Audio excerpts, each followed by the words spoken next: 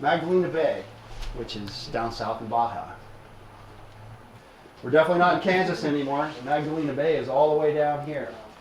So getting across the border now, if you're thinking about driving, don't do it because it's not safe. Like the State Department, if you've seen the latest, they've actually acquiesced and given people a little bit more territory where it's safe in Mexico. That's because the businesses are just going absolutely crazy because they see all those red splotches on the chart and nobody's coming. And a lot of people here depend on tourism and ecotourism, which fly fishing is, for their livelihood. And the rest are trying to get by on a resource which has, especially with the price of fuel going up, diminishing returns. And they're actually starving to death in places. Cabo is not your closest airport. Cabo is almost 5 hours away. Your closest places to come from are from La Paz or Loreto. Okay. It's about a 4 to 4.5 hour drive, depending on where you go in Mag Bay. The Mag Bay resource itself has more water than San Francisco Bay. Now, we're talking about 170 miles all the way down, right in here, of waterways and paths to explore, do your own thing. If you're driving to the north sections, obviously from La Paz or wherever, it's going to be a lot longer. We actually put in it up in this area here, and it was 4.5 hours in a van ride. Now, we're talking about 170 miles all the way down, right in here, of waterways and paths to explore, do your own thing. If you're driving to the north sections, obviously from La Paz or wherever, it's going to be a lot longer. We actually put in it up in this area here, and it was 4.5 hours in a van ride, dusty, dirty roads. We had to take a couple detours off the one. You know, it's 4.5 hours from where? La Paz. La Paz. The gear went ahead of us the night before. Camp was mostly pitched. We slept in the sand dunes all week. The sand is so fine, I'm still taking it out of my ears and reels. I want to tear them down when you come home from these big trips. And most of us don't tear them down near enough anyway, but you protect them with baggies and whatever you need to do. So this is your entire, you've got your estuary systems, you have outlets at various points along the way, these bocas, the mouths as they call them, at various points where water gets to flow in and out. And there's even another one down here. So we've got a bunch of different varieties. Up at the top, Boca Los Animas is right here, and your estuary systems, the estros as they call them, take you way back up in there, okay? We're going to move through these rapidly.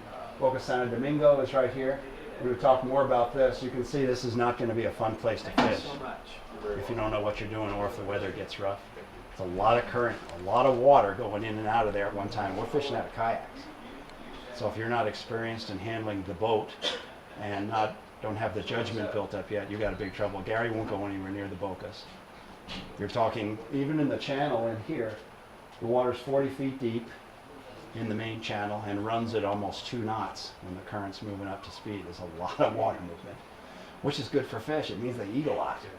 Right, so that's what's really cool. So what's the white strip? Is that sand? Sand. Okay. It takes you 20 minutes to hike across that. No. And it's a unique ecosystem, as you'll see from some of the pictures. We've yet to see a rattlesnake, but they're probably there. There are scorpions, which we see. There are coyotes and rabbits and all kinds of other neat things. So that's the sandy area. Is that a road coming in there from the right? Yep, that's a road. That's Puerto Lopez Mateos, where we launched out of. There's actually an uncontrolled airport there too. It's got 4,400 feet of runway. Of course, it may or may not be serviceable. There may be holes or chunks missing, but it's probably better than any place else. The road, the last 30 minutes of this road in a vehicle, you're getting bounced around pretty good. Obviously, there's no government funding for maintenance of roads at the current time. Since the 2007, when the hurricane came through, you know, the money is wiped out. The resources in Mexico are strained, certainly in Baja. There's no money at all. Puerto San Carlos is the major port of everything. It's the center of the commercial fishing. They have a big sardine plant, which is based there, as well as a sardine reduction plant. And we'll talk something about that too, but these estros up in here, this is not part of the main flow, by the way. The main channel actually flows up through a narrower passage. But you can see the various features. Apologize because we're going to lose a lot of this in the grain, but the darker water shows your deeper channels. And you've got you've got such a variety of things you can do. It's just been phenomenal. We get down south to Mag Bay itself, a lot deeper. deep blue water. It's a deep water port, great anchorage. You got all kinds of protection. The predominant wind is northwest. Afternoon 15 to 25 is the standard call. That doesn't mean it's like that every day. The week we went, the wind laid down most of the week. We had very little problem with the wind. And once you get back into the mangrove trees, the wind's irrelevant. Those things are, you might as well put up a wall. Just kind of like having a freeway wall. There's no problem with that at all. They protect you pretty well from the wind. Okay, so a lot of water here. I wouldn't even think about going any place but out here to explore it myself. Keep going. We're going to go further south. Port El Cancun sits right in here, in this area here. That's the second part of the commercial fishery. A lot of shrimp boats out of here. Further south, actually this is east of San Carlos, Baja San Maria. There's a good fishing village right here, in these estros that go back up in here. I didn't bring any of those pictures, but there's a lot of activity going on here. Yellowtail, white sea bass in the 30, 40 pound range at the right time of year. So you got a chance to tangle some big ones. Now we'll go south to the Clam Bay, as it's known, Baja Mejas. And these are all the clam beds down here in the shallow water. Narrow opening, lots of current. You can see what it does to your bottom. Keeping in mind that what you're looking at today probably won't be like this when you go next year. What you remember from the previous year, if you had a chance to go or any guide went, that's all subject to change in hurricanes. There was a ship that was driven ashore, and the guys took pictures of it. There wasn't even anywhere around. Next year it was already buried in the sand. So you get it's an unprotected fetch into this whole area, which is good for surfing. If you want to take your family surfing, you've got kids or grandkids, perhaps there's other things besides fishing going on there at various times of the year. And this is not just a summer fishery. It's a very temperate climate, so it never gets really cold and it never gets really hot either. And I'm sure there are exceptions to both of those. History, discovered in 1539. They left it behind. Why? No water. Wasn't a great source of water. And so they moved on. Vizcaino came in 1602 and actually named it, explored it for about a week, said no water, I'm moving on. They didn't find the springs. There are actually springs there. So they can support that. The Spanish mission eventually found them, and Ferrarquino is just like a patron saint of that part of California. So Southern California is known at the time. Took over and ran it for a good length of time, which considering longevity back then was quite a ways. Whaling came in actually in the 1850s, but it was a whaling port, Magdalena Bay. Didn't begin to take shape until the late 1880s. That's when they were getting rid of the rest of the whaling industry back in New England. They'd already killed off most of the whales back there, and now they were looking out in the Pacific. And the California gray whale was the target. So it went into about 1904. Japanese really went after it. They were going to run an agricultural hub out of it, farming in the desert and then aquaculture as well, and chase the fishing rights. They wanted that. And there was also another motive by the Japanese as we get a little bit closer to here, and it was for a submarine base. In fact, we were doing some more research, and it's turned up that actually they were planning and may have actually sunk 1 to 2 Japanese submarines that came in there. There was an outlaw contraband kind of running guy, and I can't remember his name off the top of my head, but rumor has it that he got involved with the locals and they went and had a skirmish with the Japanese and actually sabotaged and damaged at least one of the subs, which never made it back home into the Japanese registry. But the last known sighting was just south of here from the Japanese records. So very interesting. So there was all kinds of clandestine operation going on south of our border. And the Navy, strangely, when I went to look for charts on the area, have charts of Magdalena Bay. What would they be doing with Mexican water charts? Unless they were interested in it themselves or looking for submarines. So, and of course the dates are all from this period. There's no real modern chartage that put out by the U.S. Navy. Commercial fishery is really big there. That took over pretty much about the 1920s. And sardines are the main catch. They pull a lot of sardines out of there.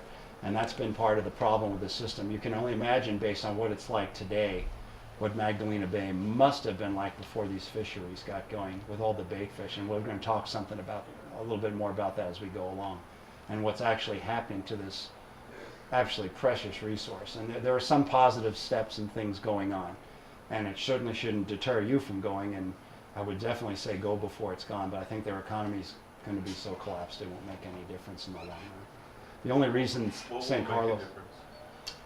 the fact that they're overfishing, because they won't be able to sustain that because nobody's buying, and they'll pollute themselves right out of the city with their Puerto San Carlos. I mean, they just can't sustain it. The price of sardines, they used to have about 9 to a can, and there's actually a minimum size of sardines by the Mexican government. Now it's 14 to a can, and they're a lot smaller than the minimum size, and nobody's saying anything. I mean, as you know, whoever has the most money and greases the most skids down there, and it's just the way it is running the show. And the economy down there on the fishery itself, there's 400 to 500 people dependent on these sardines and the shrimp, but at quite a cost. Ecotourism has only recently come in because they discovered once the whales started coming back, everybody wanted to come see them. And we'll talk about the whales, because the whales are a great reason to go down there. And it's a great season to go because it's generally cooler, and there's still lots of fish biting down there. The resources of the bay, we've got the deep water ports, access to the natural anchors we talked about, mild climate, the whales, surfing, birding is huge, commercial fishing, and of course sport fishing for us.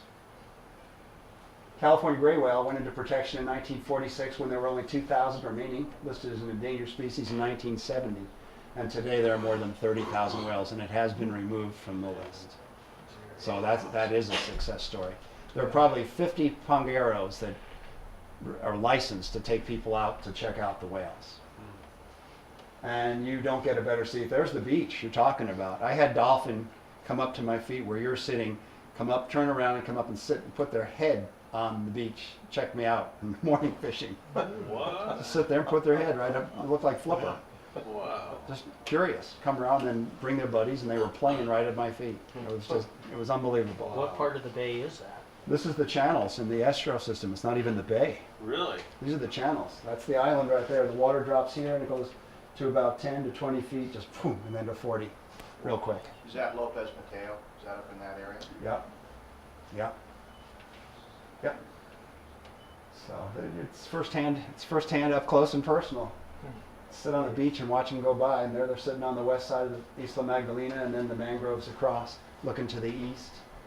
Birds of Magdalena Bay are absolutely everywhere. And of course we were fishing. You know how it is when you're fishing. The blinders come on, you don't always see everything you should see because we're fishing. We're addicts. That's the curse of it. But every time you look up, there was a different species of birds. These are all photographs we took while we were there on this trip. I mean, it was just continuous. Anytime you sat back to take a breath, you had different species of birds in front of you. 234 species. So if you're a birder, it's more than you could ever catalog in a lifetime. If you could identify, I've got the list actually, if you could identify all of them, you would have spent probably a lifetime doing it. And they're back in the mangroves. And then the desert joins that, and you've got ocotillo and all kinds of other plants, and it's a really diverse ecosystem. Never know what you're going to find. The surfing's a real big draw as well. They actually have several surf camps that operate on the island. And you camp on the beach all week, kind of like we were doing, have a support crew and take care of all your needs. The kids can go. It's a completely exposed break to everything from about, I think it's 190 degrees to 275 at various points on Isla Magdalena. So you are going to have waves. No. And some of it is expert only, and some of it is anybody can go down there and boogie board. So you've got enough variety that everybody's going to have a good time. If you're going to surf, I mean, why not? And does that surfing go on all year long? Yes, the surf comes from a different direction. Yeah, when I was talking to Gary, looking at Google Earth, I'm looking at how far out the surf line went on the photographs, saying, yeah, we have, our bars go out so far. Theirs went out 3 times further. Why? Because you get these big waves pulling sand off that giant sandbar, essentially. So the channels and nooks and crannies are just everywhere. And he said, no, we've never fished that. It's too windy and the waves are too big. And the surf report was upholding that most of the time. The waves are averaging 8 to 9 feet because there's nothing. It's just really deep water off there, 100-fathom water. And no kelp beds, no nothing. So it's coming right in there and pounding the beach. But they'd never fished it. I think I was the first one of the group to actually fish it. We'll tell that story in a second because it's pretty good.